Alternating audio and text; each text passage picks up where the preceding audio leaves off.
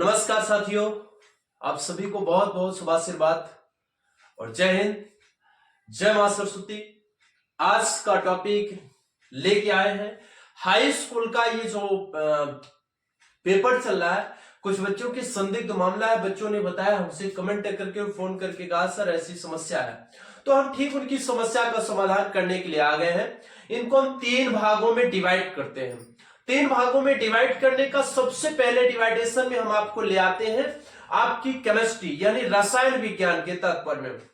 रसायन विज्ञान की इसमें पूरी की पूरी अवधारणा आपको दे दी जाती है। सभी बच्चों से निवेदन है, ये पूरा का पूरा वीडियो देखिएगा, पूरा मजा आ जाए, पूरा समझ में आ जाएगा आपको। पूरा समझ में जब तक नहीं आएगा, जब तक पूरा वीडियो नहीं देखोगे तब तक पूरा समझ में नहीं आएगा।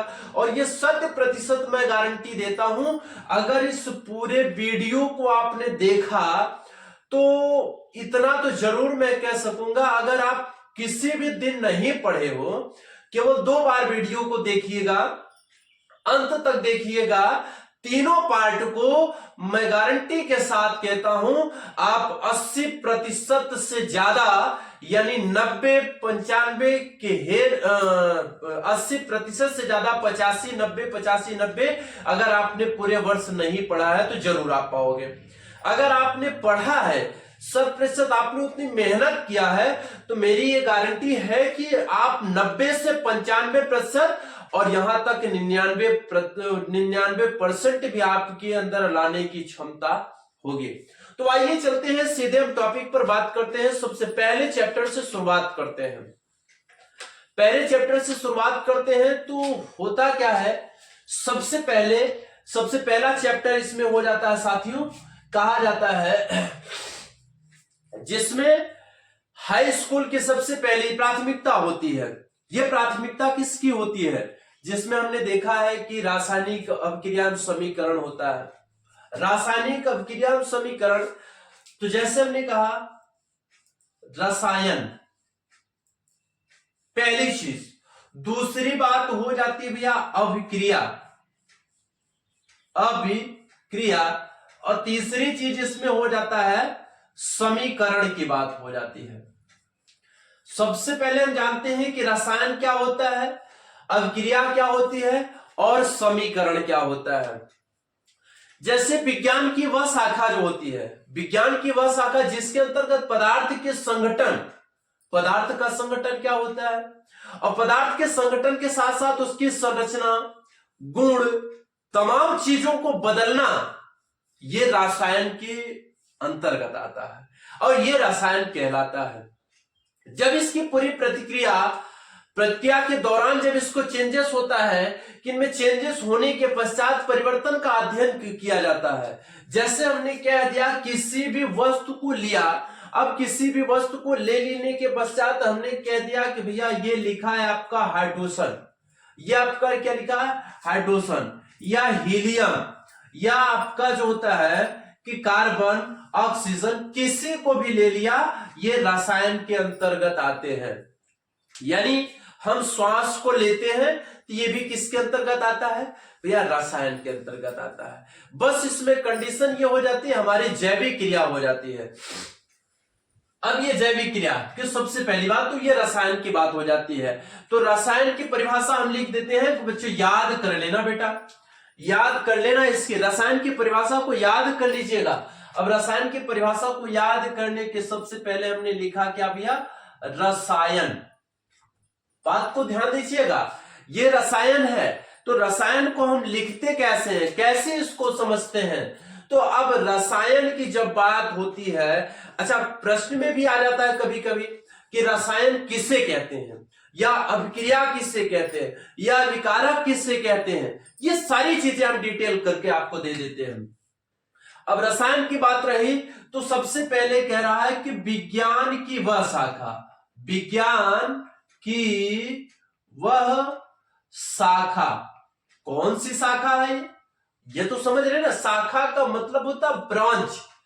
जैसे कई चीजें होती हैं, हमने बैंक को देखा है, तो बैंक में जो है कि जो उनसे जुड़े हुए लोग होते हैं वो शाखा कहलाते हैं। अब कोई एक आपने टहनी बना दिया, इसमें लगी हुई वस्तु, यही तो हम शाखा कहते हैं भैया। अब ये तो एक सपोज करिएगा, ये पूरा का पूरा क्या कहलाता है, विज्ञान हो गया। ये शाखा, अब जैसे इसमें हमने कह दिया भैया ये रसायन हो गया, ये आपका जो हो गया भौतिक हो गया।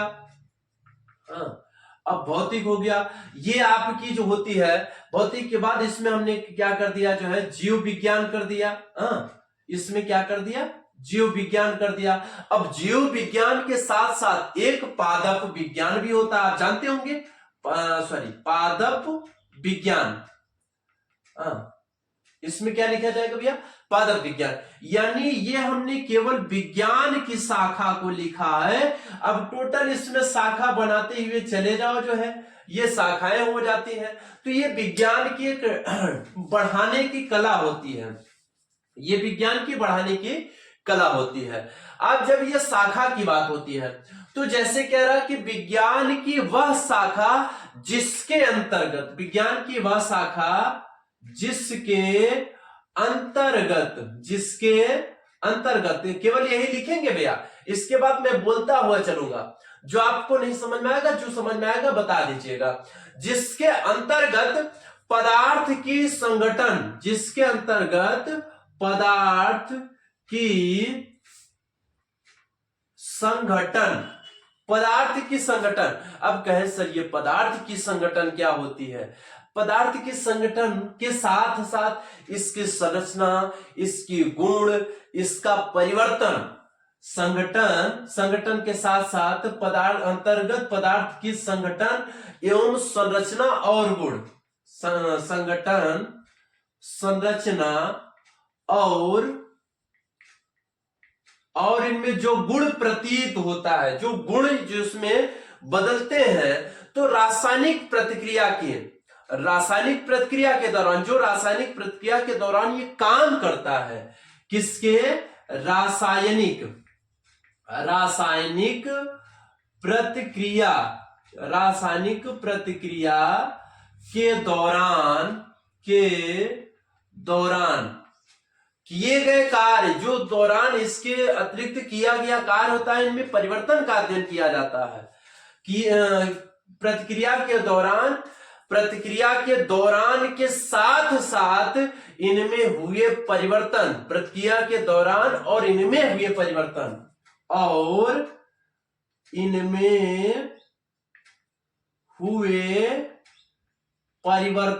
इनमें हुए परिवर्तन को रसायन कहते हैं। क्या कहते हैं भैया, रसायन कहते हैं। पहली चीज है, देखिए इसके साथ साथ अब इसके जनक होता है ना कि कभी भी अधूरी जानकारी रखना भैया, ये धीरे धीरे जब आप पढ़ेंगे डेवलपमेंट ये करता हुआ चला जाएगा। अब जैसे इनके जनक का नाम क्या होता है, अगर जनक की नाम होते हैं तो थोड़ा माइंड करिएगा, लेकिन मैं बता दे रहा हूं, इनका नाम पूरा हो जाता भैया एंटोनी लेवोसियर। इनके जो है जनक जो होते हैं वो एंटोनी क्या होते हैं, एंटोनी लेवोसिए, एंटोनी लेवोसिए भैया रसायन के जनक कहलाते हैं, रसायन के जनक कहलाते हैं। कौन, एंटोनी लेवोसिए। कभी भी ये पूछ सकता है प्रश्न, रसायन विज्ञान के जनक का नाम क्या है, रसायन विज्ञान के जनक का नाम क्या है, तो हम क्या कहते हैं भैया, एंटोनी लेवोसियर। जैसे कुछ लोग क्लास में बैठे हुए बच्चे भी हैं, तो मैं उनसे भी सवाल कर सकता हूं। अब जैसे इसमें उदाहरण के तौर पर हमने लिखा क्या है, उदाहरण के तौर पर किसी से मैंने पूछ लिया कि जैसे फॉर एग्जांपल हो गया आपका हाइड्रोजन हो गया, ऑक्सीजन हो गया, कार्बन हो गया, नाइट्रोजन हो गया, सोडियम हो गया, ईटीसी, यानी इत्यादि, ये सभी के सभी जो होते हैं वो रसायन के अंतर्गत आते हैं। फॉर एग्जाम्पल जैसे अगर इसमें क्या दिया गया भैया H2+O। दूसरी बात, अब इसमें ऑक्सीजन भी है, हाइड्रोजन भी है और ऑक्सीजन भी है। हमने कहा H2+O, यानी इसमें आप देख रहे हो कि संगठन यानी किसी एक वस्तुओं को रख दिया गया एक ही निहित स्थानों पर, H2 हो गया और ऑक्सीजन हो गया। अब इसकी संरचना यहां भी क्या होती है भैया, यहां भी ये जो होता है ये गैस होती है जी, गैस जी, ये भी गैस हो जाती है। अब दोनों को परिवर्तन के अनुसार, जब ये परिवर्तन के अनुसार इसमें मिलता क्या है पता है, तब ये मिलता है भैया H2O, यानी ये क्या हो जाता है, लिक्विड अवस्था, तरल अवस्था हो जाती है। दोनों को हमने देखा कि दोनों तरफ गैस को हमने मिलाया है तो हमें मिला क्या भैया, H2O, यानी लिक्विड अवस्था मिलती है। जब ये लिक्विड अवस्था मिलती है तो इसी को हम क्या कहते हैं, यानी यहां पर क्या था, संरचना की बात हुई, यहां पर गैस थी, यहां पर भी गैस थी, यही संरचना क्या हुआ, ये सीधे सीधे जो होती है कन्वर्ट लिक्विड अवस्था में बदल गया, यानी संरचना भी इसकी बदल गई। रासायनिक प्रतिक्रिया के दौरान यहां पर किया गया जो कार्य होता है वो रासायनिक प्रतिक्रिया होती है। अब इसी में बात आ जाती है आपकी भैया दूसरी बात, जैसे रसायन और रसायन के साथ अभिक्रिया, और अभिक्रिया के साथ साथ हमसे पूछा गया था सर समीकरण क्या होता है, ये सबके समय इसी में खत्म कर देता। क्यों? अब यहां पर, अब इसी में हम सबको देख लेते हैं। यहां पर आपने रसायन को लिख लिया, अब इसी को हमने कह दिया कि भैया एक चीज होता है तत्व, दूसरा होता है यौगिक। हालांकि इन चीजों को थोड़ा आगे पढ़ेंगे, लेकिन अभी कुछ इसमें कंफर्म कर देना बहुत जरूरी होता है। अब जब रही बात रसायन के बाद अभिक्रिया किया जाती है, इसको थोड़ा इरेज हमें करना होगा, आप लिखना होगा तो पिच करके आप लिख लीजिएगा। अब जैसे हमको बात आ जाती है भैया अभिक्रिया की, किसकी बात आ जाती है, अभिक्रिया की, यहां पर देख रहे हैं अभिक्रिया। अब अभिक्रिया को हमें लिखना हुआ तो इसमें इसका सीधी सी बात होती है कि अभिक्रिया की परिभाषा होती है जब किसी वस्तु को एक अवस्था से दूसरे अवस्था में परिवर्तित होता है और किए गए कार्य को अभिक्रिया कहते हैं। फॉर एग्जाम्पल, बात को समझिएगा कि जब किसी वस्तु का मतलब मैंने यहां पर ले लिया, सपोज करिएगा NaCl, ये कोई यह वस्तु ले लिया, या इसको आप वस्तु कह सकते हो या इसे आप किसी के यौगिक कह सकते हो, आप इसको जो है कि सोडियम क्लोराइड बोला जाता है। तो हमने कहा ये किसी वस्तु को हमने ले लिया है। अब लेने के पश्चात तो कह रहा है कि जब किसी वस्तु को एक अवस्था से दूसरे अवस्था में परिवर्तित होता है या होना होता है या उसके किए गए कार्य को अभिक्रिया कहते हैं। सपोज करिएगा NaCl प्लस सपोज करिए यहां पर मैंने लिख दिया भैया H2O, क्या लिखा, H2O। इसको सीधा सीधा हमको क्या लिखना होता है, ध्यान दीजिएगा बात को। अब यहां पर Na है तो हमने क्या किया, Na, अब इसमें से ऑक्सीजन ले लिया, यहां से OH हाइड्रोजन ले लिया, तो ये हो गया भैया NaOH प्लस आपका H इसमें बचा, Cl इसमें बचा है, यहां पर हमने लिख दिया HCl। अब इसी में हम सारे के सारे वस्तुओं को बता देते हैं कि अब जैसे ये Na है, NaCl है, तो NaCl को हम क्या कह रहे हैं, इसे हम यौगिक भी कहते हैं। सीधी सी बात होती है, यौगिक की परिभाषा होती है जब, अच्छा इसके पहले की बात होती है, छोड़िए, तो जब यौगिक की परिभाषा होती है जब एक से अधिक तत्व आपस में मिलते हैं तो यौगिक बनते हैं या यौगिक कहलाते हैं।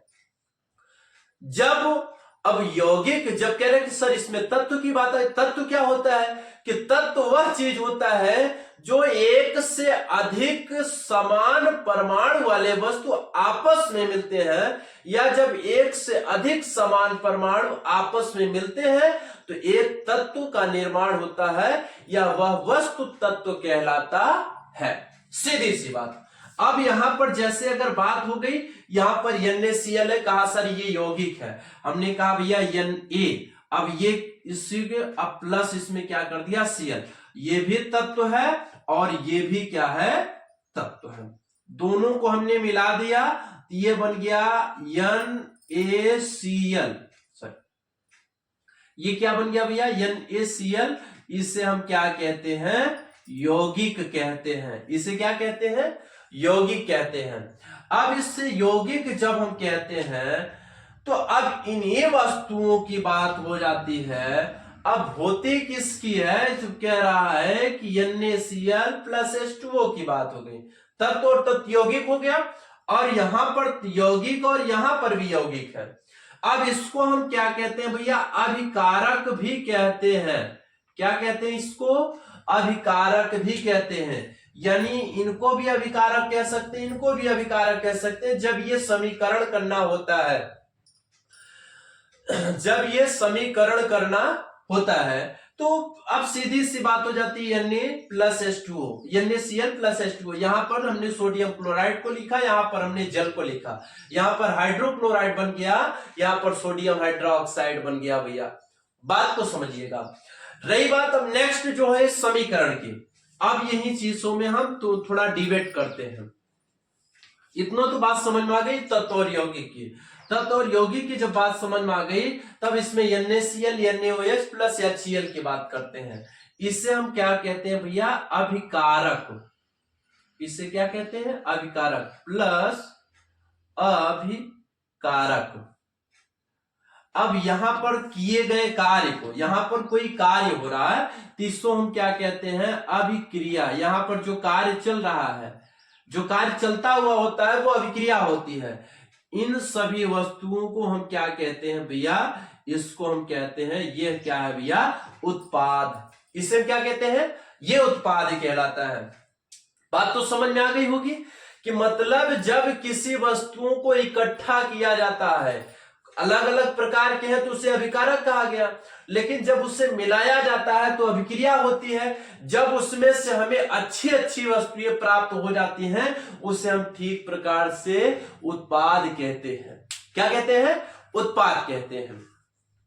अंततोगत्वा, अब इसको अगर थोड़ा समझ में आ गया हो, इसमें जैसे कह रहा है कि रासायनिक समीकरण, एक चीज होता है संतुलन करना। ये पहले चैप्टर में संतुलित और असंतुलित सर क्या होता है, तो संतुलित का मतलब होता है, जैसे यहां पर हमने लिख दिया संतुलित करना। ये क्या लिखा गया भैया, संतुलित करना, या संतुलित असंतुलित ब्रैकेट में कर देते हैं, संतुलित असंतुलित, असंतुलित, ये बात हो जाती है। अब संतुलित और असंतुलित की बात हो जाती है, तो इसमें सबसे पहले जैसे हमने लिख दिया भैया Mg plus O2, Mg plus O2, और यहां पर पूरा का पूरा लिखा गया भैया 2MgO। अगर इसमें नहीं समझना है तो एक छोटा सा ट्रिक है, उसको आपने देखा होगा या अपने क्लास में भी पढ़ा होगा, लेकिन हम फिर से बता दे रहे हैं, जिसमें होता है LHS RHS। इसमें सबसे पहले आपको निकालना क्या है, और यहां पर आपको लिख देना है एलिमेंट, यानी एलिफेंट मत कर दीजिएगा, एलिमेंट, यानी एलिमेंट का मतलब होता है तत्व। तत्व को हमने लिखा Mg, जिसे कहते हैं मैग्नीशियम और ऑक्सीजन, दो ही तत्व हैं, दो ही तत्व। ये आपका LHS हो जाता है और ये आपका हो जाता है RHS। RHS यहां LHS। अब Mg में कितना लिखा हो गया, कुछ नहीं लिखा, तो Mg ऑलरेडी है, तो इसको हम कितना मानते हैं, 1। ऑक्सीजन में 2 लिखा है, सीधा सीधा देख रहे हैं, 2 लिखा है। अब Mg, जब यहां पर किसी के आगे अगर कोई शब्द रहता है 2 3 4 5, तो हर किसी मुंह वो लगता है। जैसे अब यहां पर 2MgO लिखा गया है, तो इसमें Mg में भी 2 लगेगा और O2 में, O में भी 2 लगेगा। तो यहां पर देख रहे हैं, तो Mg में भी कितना भैया, 2 है, ऑक्सीजन यानी O में भी कितना है, 2 है। अब कह रहे हैं कि सर ये संतुलित नहीं है, यानी कि ये बराबर नहीं है, Mg इसमें देखिए ज्यादा, इसमें कम है, तो अब इसमें क्या करते हैं 2Mg प्लस O2। अब ऐसा ही नहीं लगाते, ये थोड़ा सा सिंपल सा साधारण सा तरीका है, तो 2MgO कर देते हैं, तो ये संतुलित समीकरण हो जाता है, जिससे कि समीकरण जो संख्या होती है, विकारक का उत्पाद दोनों ही दोनों ही भार की तरफ जो रासायनिक समीकरण में भाग लेने वाले प्रत्येक परमाणु की संख्या होती है उनमें साझा किया जाता है। जब उसमें साझा करते हैं तब हमें मिलता है, तब हमें प्राप्त क्या हो जाता है, 2mg प्लस O2 बराबर हो जाता है 2mgO। भैया ये पूरा का पूरा समीकरण हो जाता है। अब रही बात ये संतुलित समीकरण की बात आ गई। अब दूसरी बात आ जाती है भैया, हम चलते हैं थोड़ा, ये समझ में आ गया होगा संतुलित और असंतुलित। केवल ट्रिकली इसको जो है कि तेजी से पढ़ना है आपको। अब आपके पास समय ज्यादा नहीं है, बस साइंस का पेपर आपका सामने है, उसमें आप इसको जो है देखिए। अब दूसरी बात आ जाती है भैया संयोजन अभिक्रिया। क्या होती है, अभिक्रिया की बात आई थी, अब इसमें आ जाता है आपका संयोजन अभिक्रिया। इसमें क्या हो जाता है भैया, संयोजन अभिक्रिया। ये संयोजन अभिक्रिया कहां से होती है और ये क्यों होती है, कैसे होती है। अब संयोजन अभिक्रिया की बात आ गई तो हम थोड़ा सा बता देते हैं कि संयोजन अभिक्रिया क्या होती है। तो संयोजन अभिक्रिया में दो या दो से अधिक पदार्थ, जब दो या दो से अधिक पदार्थ आपस में मिलते हैं तो संयोजन होता है। अब कहते नहीं कि दो लोग आपस में मिल गए भैया, अब दो नए दोस्त बन गए हैं, दो आदमी हैं, वो तो पहले अलग अलग थे लेकिन दोनों जब आपस में मिल गए, गले से मिल लेते हैं तो दो नए दोस्त बन जाते हैं। ठीक उसी तरह उसी को हम क्या कहते हैं, संयोजन अभिक्रिया। जैसे इसमें कह दिया भैया Mg plus O, Mg plus O। अब एक ये भी है एक ये भी है, इसको हमने किया MgO, मिला दिया कि नहीं भैया, मिल गया कि नहीं मिल गया। तो ये सीधी सी बात हो जाती है MgO, यानी कि हो जाता है मैग्नीशियम ऑक्साइड। अब इसी को हम कर दिया कि भैया 2Mg प्लस O2, तब ये क्या बन जाता है आपका 2MgO। ये बात हो गई भैया, हमने एक ही चीज को बना दिया है, एक ही वस्तु को, बस उसमें जो है कि थोड़ी धनायन ऋणायन की बात आ जाती है, अंक की बात आ जाती है तो कम ज्यादा होना होता है, वो अलग सी बात हो जाती है। तो दूसरी बात आ जाती है, जैसे हमने कहा अब ये संयोजन अभिक्रिया, यानी एक मित्र ये है दूसरा मित्र ये है, अब ये दोनों अलग अलग व्यक्ति हैं, अब दोनों को यहां पर इतना बढ़िया प्रेम व्यवहार मिल गया कि यहां पर दोनों एक साथ हो गए।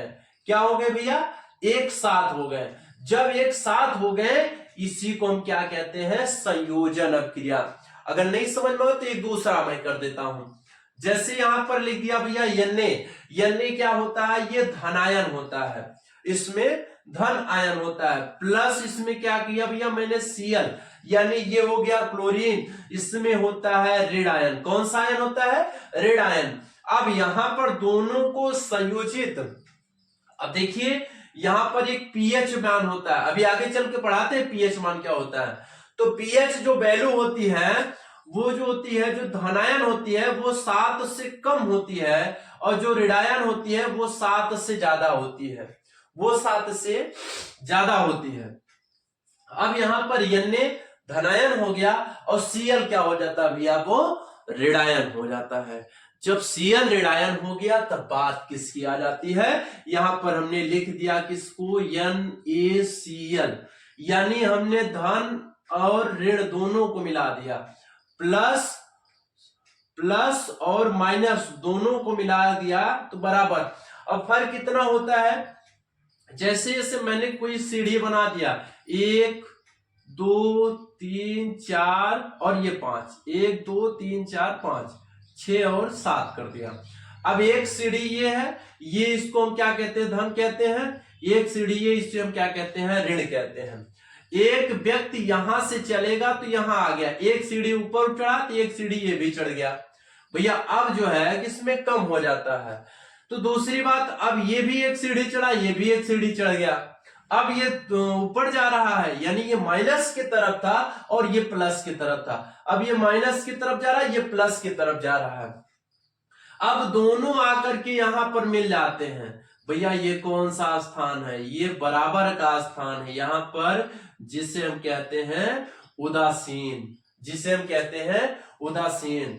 अब यहां पर जो है यही बात हो जाती है कि मैंने 1 से लेकर के 14 तक गिनती किया, काउंट किया, 0 1 2 3 4 5 6 7 8 9 10 11 12 13 और 14 तक मैंने काउंट किया।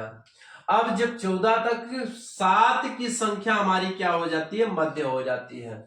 ये हमारा जो होता है भैया ये क्षार कहलाता है, और इधर क्या कहते हैं हम, अम्ल कहते हैं। ये क्या होता है, अम्ल।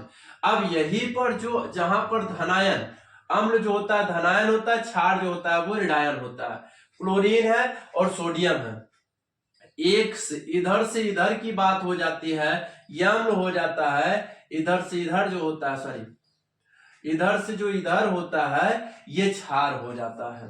तो अब जो क्षार की बात आ जाती है, अब यहां पर क्षार की बात आ गई, तो यहां पर देखा हमने जब दोनों को यहां एक एक सीढ़ी मिलते हुए 7 पे आ गया, यहां से एक एक सीढ़ी मिलते हुए यहां 7 पे आ गया, दोनों जब मिल गए तो इसे हम क्या कहते हैं भैया, न्यूट्रल।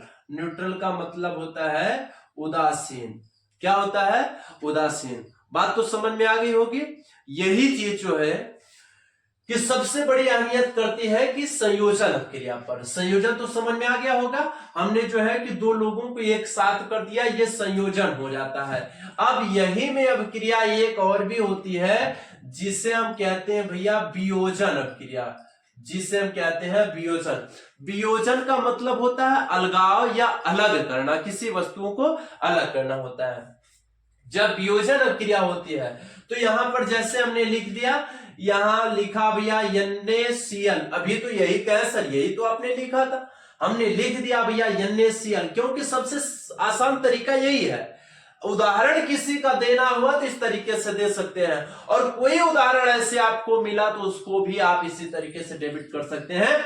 आप हमने लिख दिया, क्या लिखा भैया Na, और प्लस इसमें क्या लिख देता है हमें, प्लस Cl। अभी तक आपने देखा हमने Na प्लस Cl और यहां पर लिखा था आपका NaCl, लिखा था नहीं लिखा था, ये भैया आपका हो जाता है वियोजन अपक्रिया। वियोजन अपक्रिया, और ये होता है आपका संयोजन अपक्रिया। कौन सी अपक्रिया हो जाती है भैया, संयोजन अपक्रिया। अब इसमें सीधी सी बात हो जाती है संयोजन अपक्रिया में, जब दो या दो से अधिक पदार्थ आपस में मिलकर एक नया पदार्थ बनाते हैं तो संयोजन अपक्रिया होती है। जब जब एक या एक से अधिक पदार्थ, यहां पर है भैया, जब एक या एक से अधिक पदार्थ, जब एक पदार्थ टूटकर कई खंडों में या कुछ नए पदार्थ कुछ अलग अलग पदार्थों का निर्माण करते हैं तो वियोजन अपक्रिया कहलाते हैं। सीधी सी बात है कि संयोजन के विपरीत वियोजन होता है। अगली टॉपिक की बात हो जाती है। अगले टॉपिक की बात इसमें हो जाती है कि जैसे विस्थापन अपक्रिया, तो विस्थापन और द्विविस्थापन अपक्रिया दो चीजें होती हैं, और एक चीजें और थोड़ी सी पीछे हो गई हैं, वो होता है ऑक्सीकारक या ऑक्सीकरण या अपचयन, उपचयन या अपचयन की बात हो जाती है। तो जिसे हम कहते हैं कि जिसमें ऑक्सीजन जुड़ता हो, जिसमें ऑक्सीजन जुड़ता हो उससे हम क्या कहते हैं भैया, वो ऑक्सीकरण होता है। और जिसमें ऑक्सीजन टूटता हो, हाइड्रोजन जुड़ता हो, वो अपचयन कहलाता है। बात इसके आगे की आती है। सबसे पहले देख लेते हैं कि इसमें विस्थापन की अपक्रिया, इसमें किसकी बात हो जाती है भैया, सबसे पहले विस्थापन अभिक्रिया हो जाती है। विस्थापन अभिक्रिया, विस्थापन अभिक्रिया की बात हो जाती है जब कोई तत्व किसी यौगिक अवस्था को तोड़ करके, जब कोई तत्व किसी यौगिक अवस्था को तोड़ करके वह अपना जगह बना लेता है तो विस्थापन अपक्रिया कहलाती है। अब वो विस्थापन अपक्रिया होती क्या है, जैसे इसमें हमने लिख दिया भैया कि ZnCuSO4, जैसे इसमें लिख दिया Zn प्लस CuSO4। विस्थापन का मतलब होता है एक जगह से दूसरे जगह पर रख देना। या अब यहां पर देखिए किसको हटाया जाता है, Zn मैंने लिख दिया भैया Zn। अब कहे सर ये तो कोई परिवर्तन नहीं हुआ। अब यहां पर परिवर्तन हो जाता है, SO4 इसमें से हमने SO4 के ले लिया, प्लस उसके बाद Cu और Zn अपनी जगह पर है। लेकिन अब देखिए हमने बताया था कि जब कोई तत्व किसी यौगिक को तोड़कर वह अपना स्थान, अब ये तत्व ये यौगिक है, इसको तोड़ दिया तो Cu क्या हो गया, अकेले हो गया, SO4 Zn के साथ आ गया। ये सीधा सा उदाहरण आप जो है कि विस्थापन अपक्रिया के साथ लगा सकते हो। दूसरी बात हो जाती है भैया द्विविस्थापन अपक्रिया। दूसरी बात हो जाती है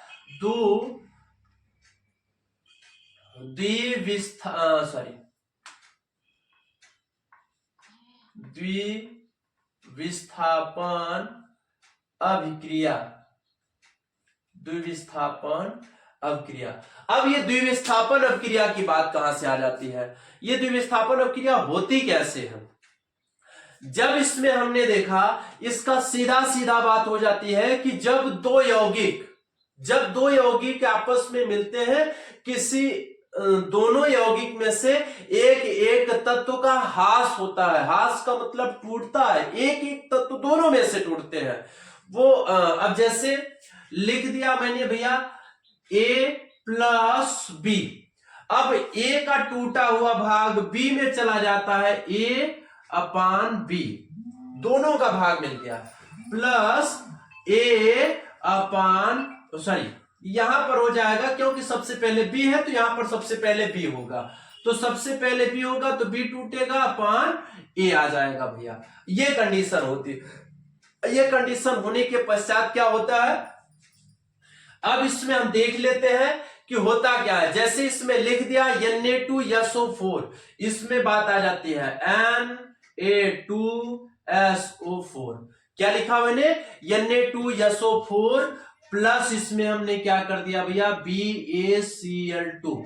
अब कहें सर जी ये कहां से हो गया, BaCl2। अब Na2, हाँ ठीक, BaCl2।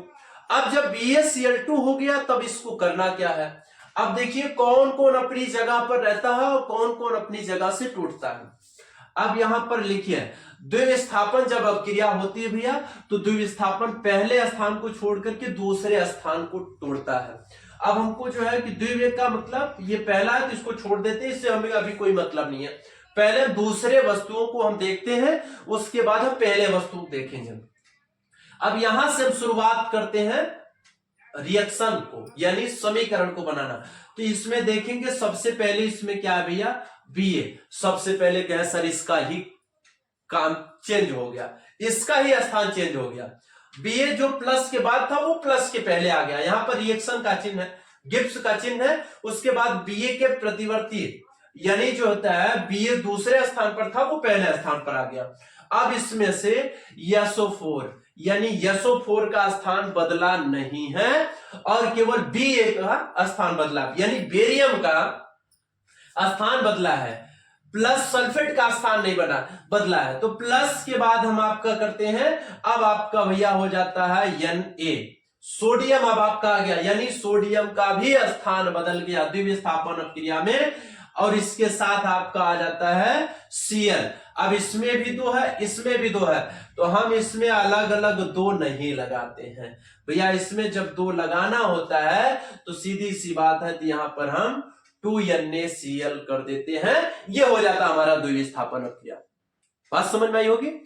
तो द्विविस्थापन अपक्रिया आई है, तो द्विविस्थापन अपक्रिया में होता क्या है, तो यहां पर सीधी सी बात है Na2SO4 BaCl2 है, तो सबसे पहले तो विस्थापन हम जानते हैं कि दूसरे स्थान यानी प्लस के बाद स्थान में दूसरा होता है, तो प्लस के बाद स्थान से हमको इसको रिएक्शन करना है, तो समीकरण करना है, Ba किया है, फिर आपका SO4 हमने लिख दिया, फिर बचा क्या है हमारा Na बचा और Cl बचा है। तो सबसे पहले हमने Na को लिख दिया और Cl को लिख दिया, दोनों में दो दो है तो उसके सबसे आगे लिख दिया गया, इसलिए 2NaCl हो गया है।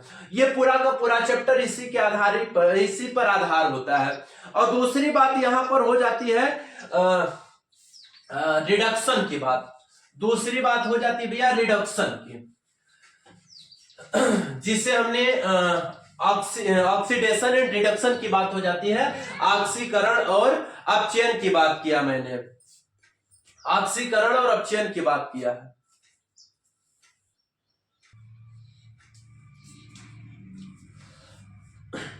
तो ऑक्सीकरण क्या होता है और अपचयन क्या होता है? तो ऑक्सीकरण और अपचयन दोनों को एक साथ ही हम बता देते हैं भैया। देखिए सारी चीजों को अगर मैं चाहता तो सभी को एक ही वस्तुओं में बता देता।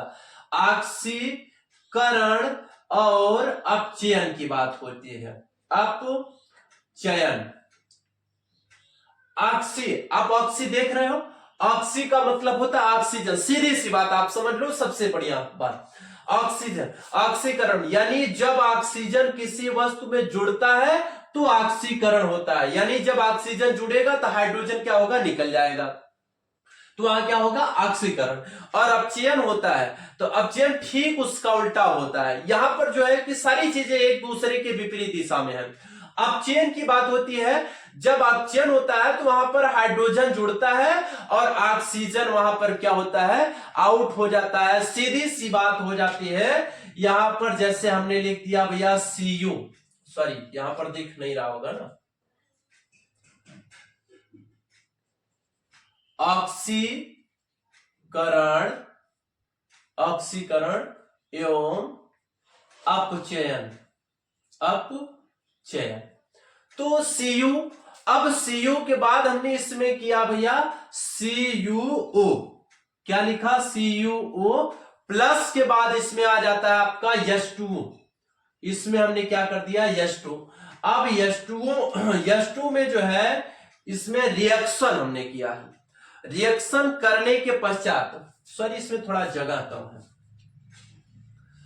CuO प्लस H2, अब प्लस H2 के बाद इसमें रिएक्शन हमने किया तो मिला क्या है, मिला क्या है, सीधी सी बात भैया H2 है O है, ये द्विस्थापन वाली अब क्रिया चलेगी, H2O हमने किया प्लस इसमें Cu अकेले हो जाता है, क्या हो गया इसमें Cu अकेले हो गया, ये सीधी सी बात। अब यहां से यहां तक देखोगे, जब हमने Cu में जो है कि ऑक्सीजन जोड़ा है, ठीक इसका उल्टा कर दो, Cu plus H2O plus, sorry यहां पर आ जाएगा आपका CuO प्लस, अब आपका आ जाएगा भैया H2 अकेले बच जाता, ठीक उसका उल्टा। तो यहां पर Cu में जब ऑक्सीजन को जोड़ा गया है तो ये आपका हो जाता है भैया ऑक्सीकरण, ये क्या हो जाता है, ऑक्सीकरण या ऑक्सीडेशन, इसे हम क्या कहते हैं, ऑक्सीडेशन। अब यहीं पर H2O, अब यहां पर देखोगे आप H2O अकेला है, H2O में आप देख रहे हो अब जब यहां पर H2 इसमें जुड़ा है, ये है,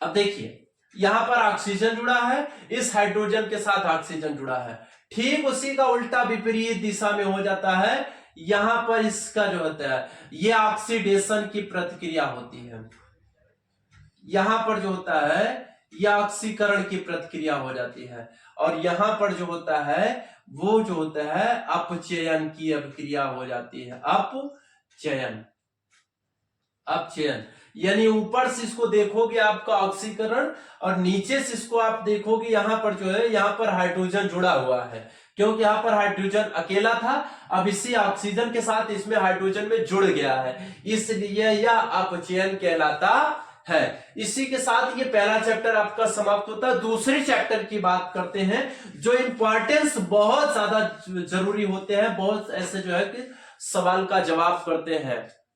ये होता है कि जब अम्ल एवं क्षार एवं लवण की बात होती है, अम्ल, क्षार और लवण, अब इसमें आती है पीएच वैल्यू की मान। सबसे पहले इसको जानना हमारे लिए जरूरी होता है। जैसे हमने यहां पर लिखा भैया पीएच वैल्यू। अब यहां पर ये बात आपने देखी कि इसमें लिखा भैया अम्ल, क्षार और लवण की बात आती है। ये अम्ल, क्षार, लवण क्या होता है, जो देखिए ये 7 है। अभी आपने इसमें जो है कंटी में पढ़ा होगा। तो अम्ल, क्षार एवं लवण, इसको हम क्या कहते हैं भैया, ये अम्ल होता है और ये क्या होता है भैया, ये क्षार होता है। ये क्या होता है, क्षार होता है। दोनों की प्राइवेट ये होता है प्लस और ये होता है आपका माइनस, जिससे आप कहते हैं पीएच और पीओएच की बात होती है। इसे हम पीएच वैल्यू भी कहते हैं। इसे हम क्या कहते हैं, पीएच वैल्यू यानी पीएच मान भी कहते हैं। पीएच का मतलब होता है power of hydrogen, power of hydrogen या potential, POTENTIAL, potential of hydrogen. तो पावर ऑफ हाइड्रोजन या पोटेंशियल ऑफ हाइड्रोजन, दोनों को आप कह सकते हो। उनकी क्षमता क्या होती है, कैपेसिटी क्या होती है, एनर्जी क्या होती है। अब इसके पहले हमने दिखाया कि आपका Na प्लस Cl, तो Na इसका भाग था, Cl इसका भाग था। यानी Na हमारा जहां पर धनायन होगा वो जो होता है अम्ल होता है, जहां पर ऋणायन होता है वो क्या होता है, क्षार होता है। जब दोनों आपस में मिल जाते हैं भैया तो ये क्या होता है, उदासीन हो जाता है। यानी ये इसका मतलब हो जाता है न्यूट्रल हो जाता है। ये क्या हो जाता है, उदासीन हो जाता है। तो बात इतना समझिएगा, बाकी आगे की बात हो जाती है। तो अम्ल की परिभाषा जो होती है उसमें कहा जाता है कि ऐसे यौगिक जिसे पानी में घोलने पर हाइड्रोजन आयन या हाइड्रोगोनियम आयन प्राप्त हो और वो स्वाद में खट्टा होता है तो वो अम्ल कहते हैं। तो दूसरी बात, क्षार के ठीक उसका विपरीत, कहे सर ठीक उसका विपरीत, क्योंकि अगर ठीक विपरीत नहीं बताएंगे तो आप लोग कंफ्यूज हो जाओगे बेटा। तो बात हो जाती है कि हाइड्रोक्लोरिक अम्ल, जब ऐसे यौगिक होते हैं जिसमें पानी में घोलने पर या वैसे भी कि हाइड्रोजन में ऋण आयन, हाइड्रोजन में ऋण आयन प्राप्त हो और वो स्वाद में कड़वा हो जाता है, वो हो जाता है भैया क्षारीय वस्तु।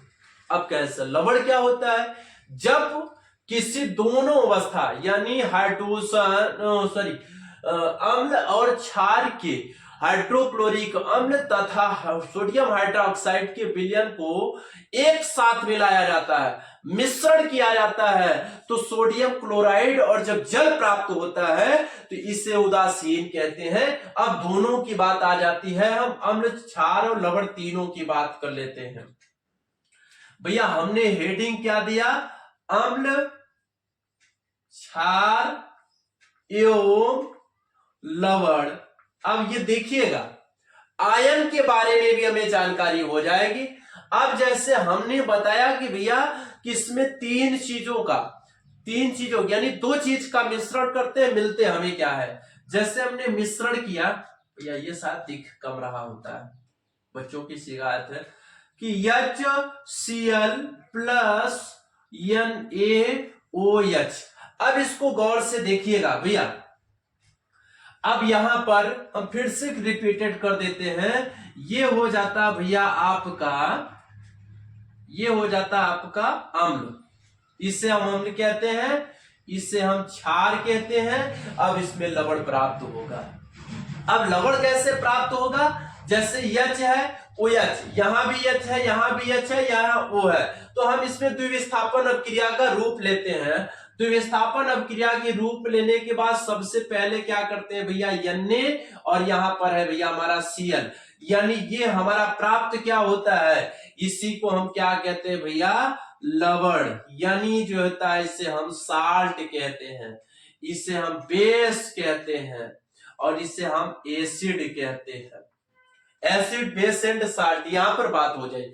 अब यहां पर देखिए, अब ये चीज नहीं प्राप्त हुआ, अभी इसमें भी कुछ और है। इसमें प्लस के बाद मिला क्या भैया, हमारा NaOH था, H इसमें बचा है, H इसमें बचा है, O इसमें बचा है, यानी 2 है, H है तो H2 लिख देंगे। एक ऑक्सीजन है तो यहां पर ऑक्सीजन, अरे भैया यहां तो जल बन गया है, यहां क्या बन गया, ये जल बन गया है। तो अब इसमें हमें लिखना क्या होता है, ये भी हमारा क्या होता है भैया, जल। ये हमारा बना क्या है, जल। अब ये देखिएगा, जिससे हम कहते हैं वाटर, WATER, वाटर बन जाता है। तो अब ये जल जो होता है, अब ये हमारा होता है धन आयन, ये होता है हमारा ऋण आयन। अब देखिएगा, अब पूरा का पूरा ये pH वैल्यू आपके समझ में आ जाएगा, पूरी दिमाग, पूरी कॉन्सेप्ट आप इसमें पूरा समझ जाओगे। हमारा अम्ल हो गया, क्षार हो गया, लवण हो गया। अम्ल, क्षार एवं लवण, यानी जो होता है कि यहाँ धनायन है, ऋणायन कैसे, इसमें दोनों में कौन से धनायन कौन से ऋणायन है भैया, ये एक भी धनायन और ऋणायन नहीं है, ये दोनों को दोनों क्या है, न्यूट्रल, जिसे हम कहते हैं उदासीन दोनों, यानी आपका लवण भी उदासीन है और H2O यानी जल भी आपका उदासीन है। बात तो समझ में आ गई होगी, क्लियर समझ में आ गई होगी भैया, इसको लिख लीजिएगा, ये बहुत वेरी इंपॉर्टेंट नोट्स है। 1 मिनट लिख लीजिए फट से।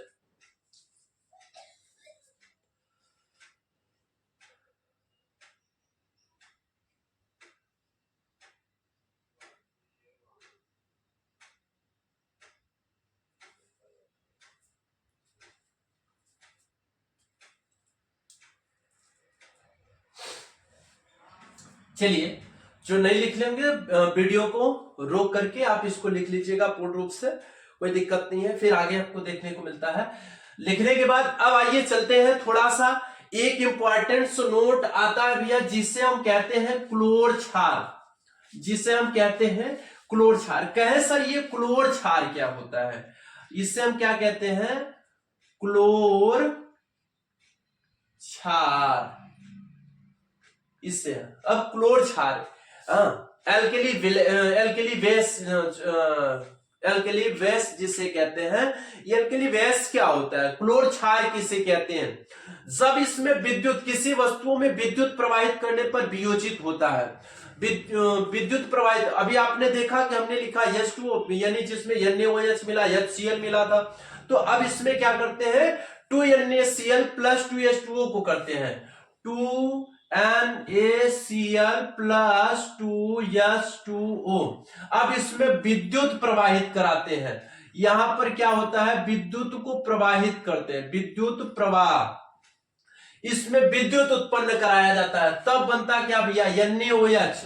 अब कहे सर NaOH प्लस इसमें क्या बचा है भैया, HCl, क्या बचा है, HCl। अब ये क्लोर क्षार कहलाता है, यानी जहां पर विद्युत प्रवाहित कराने पर वो वियोजित हो जाता है, यानी टूट जाता है, अलग हो जाता है, उसे हम क्लोर क्षार कहते हैं। यहां पर हो जाता है 2NaOH, यहां पर हो जाता है 2HCl, पूरा का पूरा विद्युत प्रवाह से टूट जाता है। बात समझ में आई? आइए भैया, अब हम चलते हैं कुछ ऐसे समूहों पर जिनको बच्चों का इंतजार भी रहता था, सर ये ऐसा क्या होता है। अब इसमें आगे बात भैया, पूरा का पूरा आपका ध्यान होना चाहिए इस वीडियो पर, वीडियो के अंत तक बने रहिएगा, पूरी की पूरी कॉन्सेप्ट हम क्लियर करा देंगे। अब आती है भैया बात किसकी, विरंजक चूड़ की बात आती है आपकी, विरंजक चूड़।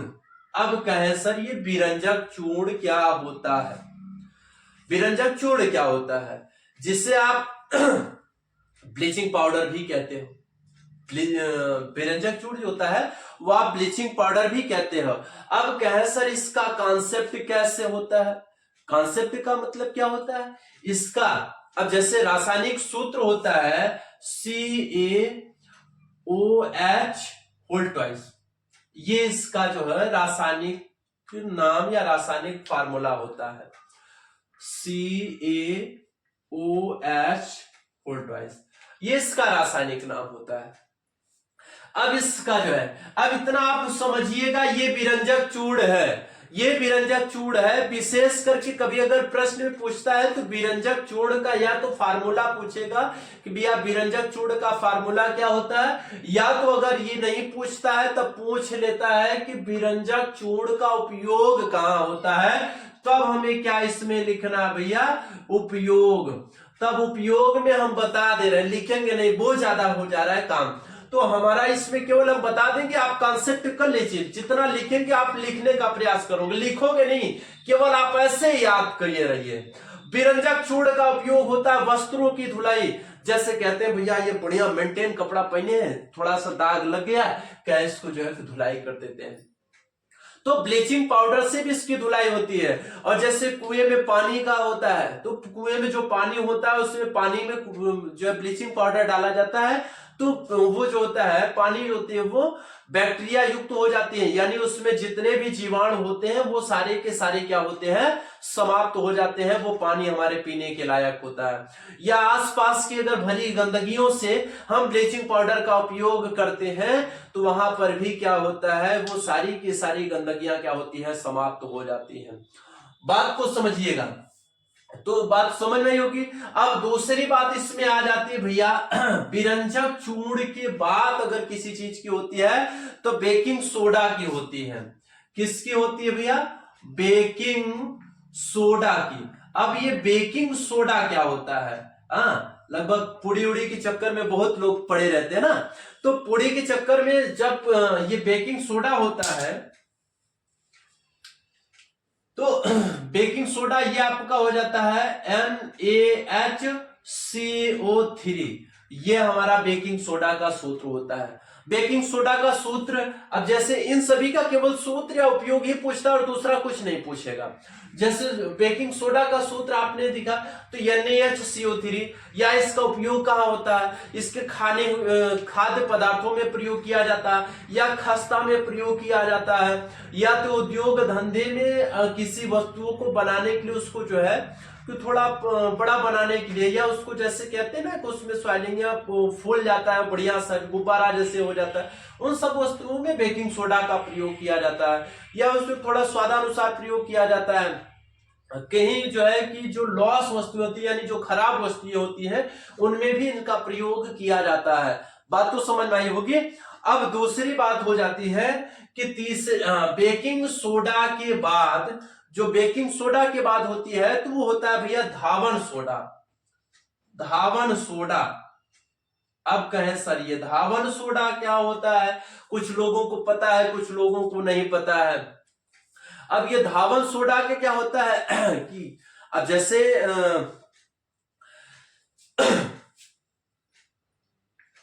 Na2CO3 10H2O। अब कहे सर, फिर भी हमने बता दिया भैया ये धावन सोडा की बात हो गई। अब धावन सोडा के साथ साथ अब इसको धोने का सोडा, सीधी बात, धोने का सोडा जिससे हम कपड़ा धुलते हैं, भिगो देते हैं, धोने का काम करते हैं, अन्य किसी वस्तुओं का धोने का काम करते हैं, या इसे जो है कि फैक्ट्रियों में किसी वस्तुओं की या मशीनों में भी इनका प्रयोग किया जाता है, किसी वस्तुओं को सफाई करने के लिए, या उसमें जो है कि बैक्टीरिया युक्त करने के लिए इन सभी का प्रयोग किया जाता है। लास्ट और अंतिम की बात आ जाती है भैया, अंतिम में बात आ जाती है आपकी plaster of Paris. Plaster of Paris. अब कहे सर, जिसे हम इसको कहते हैं पीओपी कहते हैं ना, इसको हम क्या कहते हैं, पीओपी। अब ये पीओपी होती क्या है, पीओपी का प्रयोग क्या होगा, लगभग सभी जानते होंगे पीओपी क्या होती है, कैसे होती है, क्यों नहीं होती है। तो अब पीओपी क्या होती है, copper sulphate hemihydrate. Copper sulphate hemihydrate का मतलब होता है तो जो copper Cu sulphate SO4, hemihydrate का मतलब जिसे अर्धहाइड्रेट भी कहा जाता है, तो यानी 1.S2O ये होता है। 1 पॉइंट यानी इसे अर्धहाइड्रेट भी कहते हैं, यानी जिसको आधा कहा जाता है, या हेमीहाइड्रेट, हेमी का मतलब ही आधा होता है। ये जिप्सम को 393 केल्विन पर, जिप्सम वस्तु है, जिप्सम को 393 केल्विन पर गर्म करने पर यक्षम के अणुओं का जो है कि त्याग करके, आप सोचिए कि जल के अणुओं को ये त्यागता है, त्याग करके फिर कैल्शियम सल्फेट हेमिहाइड्रेट बनाता है, यानी तब प्लास्टर ऑफ पेरिस को बनाता है। प्लास्टर ऑफ पेरिस का उपयोग कहां होता है? आपको पता होगा प्लास्टर ऑफ पेरिस का उपयोग कहां होता है। प्लास्टर ऑफ का पेरिस का उपयोग घर में डिजाइनिंग करने के लिए होता है, अब मूर्तियों को बनाने के लिए किया जाता था। पहले हाथ पैर टूटा था तो उस पे भी जो है कि इसको लगाने का काम किया जाता था। इसी के साथ हमारा दूसरा चैप्टर भी, यानी इतना कॉन्सेप्ट अगर आपको तैयार रहेगा, मैं गारंटी देता हूं कि आपको 90% लाने से 95% लाने से कोई रोक नहीं सकता, क्योंकि आपकी कैपेसिटी आपकी क्षमता के ऊपर डिपेंड है। अगली बात जो आती है मैं उसको बता रहा हूं, यानी थर्ड लेसन की बात। तो जो थर्ड लेसन की बात होती है तो होता है धातु और अधातु की बात। अब धातु और अधातु को कैसे वर्गीकृत किया जाता है? सबसे बड़ी चीज हमने बताया कि जब चैप्टर कोई चीज होता है तो चैप्टर को सबसे पहले उसको बनाया जाता है। तो जब धातु और अधातु की बात आती है तो धातु और अधातु कैसे होता है, धातुओं को और अधातुओं को मिलाया कैसे जाता है या कैसे होती है, सबसे बड़ी कंसंट्रेशन यहां पर आपके दिमागों की बत्ती जला देगा। धातु जो होती है वो हम ये जानते हैं कि धातु तन्यता होती है। तन्यता का मतलब उसे पीट पीट करके लंबा बनाया जा सकता है। अब इनका जो है कि जैसे इनका वर्गीकरण किया जाता है या अलग, वर्गीकरण का मतलब होता है भैया अलग करना। जब इनको अलग किया जाता है तो जैसे हमने लिख दिया भैया, एक तरफ लिख दिया धातु, दूसरी तरफ लिख दिया अधातु, यह है वर्गीकरण, यह है वर्गीकरण। इसमें हमने लिख दिया हाइड्रोजन, नाइट्रोजन, ऑक्सीजन, कार्बन, ये सारी के सारी इसमें धातु अधातु, अरे सॉरी गलती हो गई इसमें। जैसे इसमें लिख दिया भैया सोडियम, अब सोडियम के साथ हमने लिख दिया अर्जेंटम जिसे हम चांदी कहते हैं, आटम लिख दिया, कॉपर लिख दिया, क्यूप्रस होता है जिसे हम कॉपर कहते हैं। अब कॉपर के साथ साथ यहां पर बात इसमें आ जाती है विचार की, जैसे सोडियम हाइड्रोजन लिख दिया, ऑक्सीजन, ये सारी की सारी गैसें हैं तो यहां से कहां हो पाएंगी भैया। अब दूसरी बात इसमें हमने लिख दिया जो है कि आपका कार्बन लिख दिया, नाइट्रोजन लिख दिया, ये सारी की सारी गैसें हैं तो कहां से ये हो सकते हैं भैया। अब दूसरी बात इसमें हो जाती है कि अगर धातु की बात आती है तो धातु में सबसे पहले इतना आपको जानना जरूरी होता है, धातु हमेशा चमकीली होती है और ये विद्युत के सुचालक, यानी धातु जो होता है उसमें विद्युत जो है प्रवाहित होता है, उसमें विद्युत प्रवाहित होता है। अधातुओं में विद्युत प्रवाहित नहीं होता है, अधातुओं में विद्युत प्रवाहित नहीं होता है। और जो होते धातुओं को पीट करके तन्य बनाया जा सकता है, आघातवर्धनी होती है, यानी इनमें जब आप पीटोगे इसमें से क्या होती है, आवाज आती है, इसमें से क्या होती है, आवाज आती है। जब आवाज आती है तो हम जानते हैं, अब जैसे कोयला है तो कोयले को पीटोगे तो आवाज आएगी, नहीं आएगी। वो क्या होता है, वो कार्बन, यानी वो अधातु होता है। तो कार्बन भी ऐसा है कि उसमें दो कंडीशन है, कार्बन भी जिसे हम कहते हैं अपर रूप या अपवाद कह सकते हैं। अपवाद में जैसे कार्बन है तो कार्बन में कह रहे हैं कि भैया ये तो जो होता है आपका अधातु होता है, बात को समझिएगा, ये क्या होता है, अधातु होता है। अधातु के साथ साथ इसमें जब कार्बन अधातु होता है इसमें अपवाद के रूप में आता है। कहें कि हम एक घर में है, एक घर में 5 व्यक्ति हैं और पांचों जो है कि 4 व्यक्ति, हर कोई अलग अलग एक ही जैसा कार्य कर रहा है, एक व्यक्ति। अब 4 लोग किसान है, एक लोग उसमें से कहते हैं मैं फिल्मी स्टार हूं, वो अपवाद हो जाता है। उस घर में रहकर वो विपरीत काम करता है तो वो क्या कहलाता है, तो अपवाद कहलाता है। तो अपवाद में इसमें जैसे हीरा भी आ जाता है और ग्रेफाइट भी होता है। ये क्या होता है, हीरा और ग्रेफाइट। अब जब हीरा और ग्रेफाइट की बात है तो हीरा क्या होता है भैया, बहुत ज्यादा, सबसे ज्यादा चमकदार अगर कोई होता है तो हीरा होता है। ग्रेफाइट जो होता है अगर देखा जाए तो इसमें अत्यधिक रूप से जो होता है इलेक्ट्रिसिटी दौड़ती है, यानी जो करंट के अवेलेबल होती है वो ग्रेफाइट में होता है।